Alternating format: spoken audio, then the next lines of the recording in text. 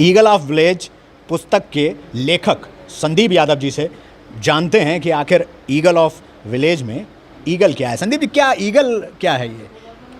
Eagle एक भाव है जो दूसरे भाव पर प्रहार करता है। भाव मीन्स कि एक जो संस्कृति के प्रति, अपने लोक संस्कृति प्रति, अपने गांव के प्रति, अपनी प्राचीनतम शाखाओं के प्रति एक दूसरा भाव है जो सिर्फ विकास की तरफ दौड़ रहा है।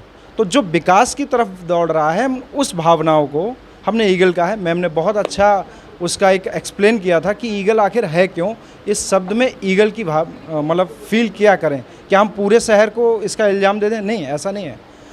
वह ईगल है शहर का वह व्यक्ति या वह एक वर्ग जिसने अपने स्वार्थ के लिए गांव को निचोड़ फेंकने की कोशिश की है, उसको हमने ईगल नाम दिया है यहाँ पर।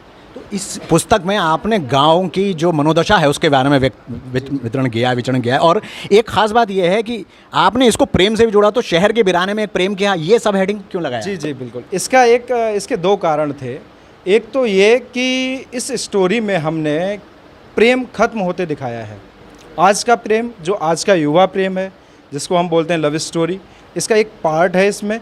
दूसरा जो अपनत्व का प्रेम है, परिवार का प्रेम है, जिसमें मर्डर होता है, जिसमें एक दूसरे के खिलाफ खड़े तो रहते हैं साथ में, लेकिन अंदर ही अंदर खींचतान रहती है। आज आप गांव में देखते होंगे कि चाचा ताऊ या आस पड़ोस के खड़े तो रहते हैं, लेकिन कहीं ना कहीं अंदर अंदर बुराई भी करते हैं। किस वजह से? सिर्फ लालच की वजह से। और वो लालच कौन दे रहा है, वो एक मिस्ट्री है इसमें। वो लालच कौन दे रहा है? लास्ट में हमने कंक्लूजन के तौर पे रखा है कि केस फाइनल होता है, कोर्ट में जाता है, कोर्ट स्टे लगाता है, प्रोजेक्ट रद्द कर देता है। तो उसमें जो चीज़ निकल के आती है, जिसमें संजीव जिंदल जी, भानु जी ऐसे लोग आते हैं और तथ्य सामने रखते हैं आखिर इसका गुनहगार है कौन। तो जो वो गुनहगार सामने आते हैं, उनका और जो गांव के लोग शामिल थे, उस चीज़ को अलग करता है। मीन्स एक प्रेम, जो हम आप 24 घंटे साथ रहने वाले हैं, और एक टाइम ऐसा आ जाए हमको कोई लालच दे दे कि हम आपकी पीछे पीछे बुराई करने लगें, कटाई करने लगें, क्योंकि हम आपका बहुत अच्छी तरह से जानते हैं।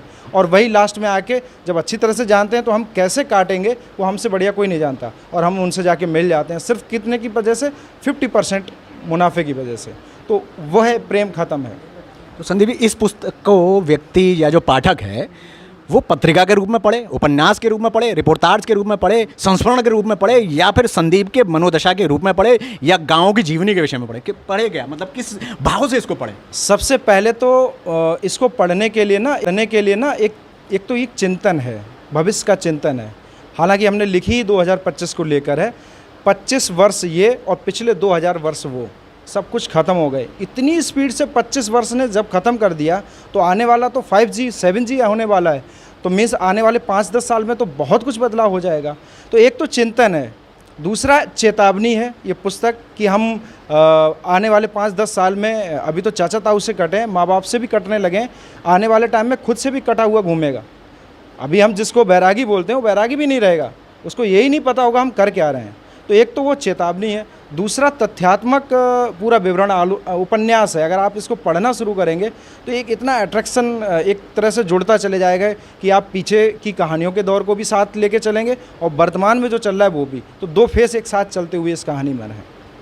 हमारे साथ उप्रेती बहनें भी हैं, उनसे एक सवाल उनसे भी लेते हैं। उप्रेती मैम, ख़ास बात यह है कि उत्तराखंड के लोक गायिका हैं आप। लोग, आज का समय डीजे युग है, तमाम लोग इंग्लिश गाने सुन रहे हैं, उसी पर नृत्य कर रहे हैं, वही सुन रहे हैं। साथ साथ इन्होंने किताब लिखी।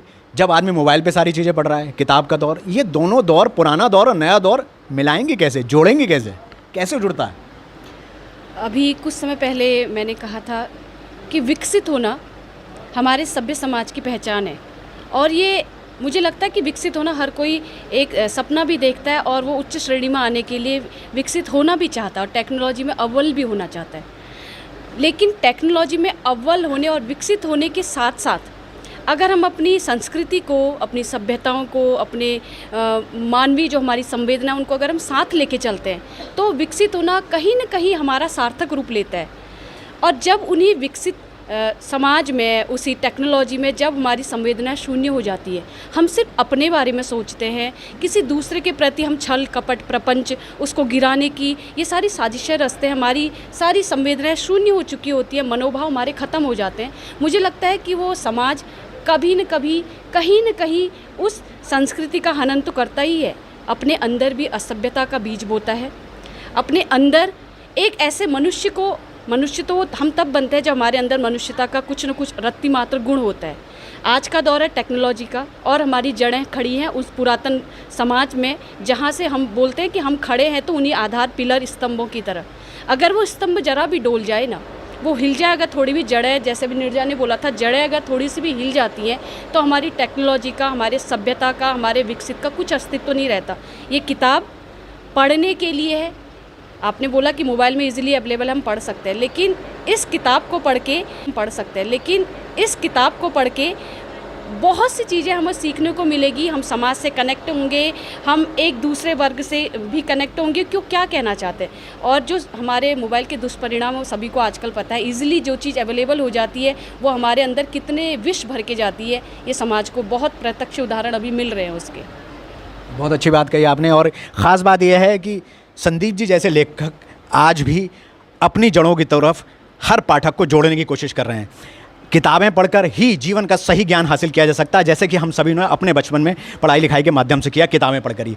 मोबाइल का ये युग भले ही आपको लेटेस्ट जानकारी देता हो, लेकिन पुख्ता जानकारी, गहरी जानकारी और बेहतरीन शानदार जानकारी आपको सिर्फ और सिर्फ किताबें दे सकती हैं। कहा भी जाता है कि a house without books is just like a room without Windows. तो किताबों के साथ जुड़े रहिए, किताबों के साथ सीखते रहिए, किताबों से प्राप्त करते रहिए, यही जीवन का सार है। हमसे जुड़े रहने के लिए बहुत बहुत धन्यवाद, बहुत बहुत आभार।